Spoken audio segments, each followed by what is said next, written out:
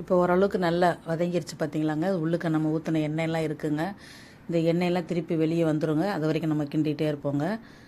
இது இப்போ வந்து நம்ம கடுகு, வெந்தயம், பெருங்காயம், மிளகாப்பொடி, மஞ்சப்பொடி, உப்பு, மண்டவெல்லம் எல்லாம் போட்டிருக்கோம். டேஸ்ட்டு பார்த்துக்கோங்க. இது வந்து இட்லி, தோசை எல்லாத்துக்குமே சாதம், சூடு சாதத்தில் எல்லாத்துக்கும் நல்லாயிருக்கும். இந்த கடுகு, வெந்தயப்பொடி போடுறேன் பாருங்கள். வெள்ளம்லாம் போட்டுக்கிறோம். இன்னும் கொஞ்சம் நேரம் கழித்து பார்த்திங்கன்னா அதில் எண்ணெயெல்லாம் வெளியே வந்துடுங்க. ஐயோ செம்ம சூப்பராக இருக்கும்.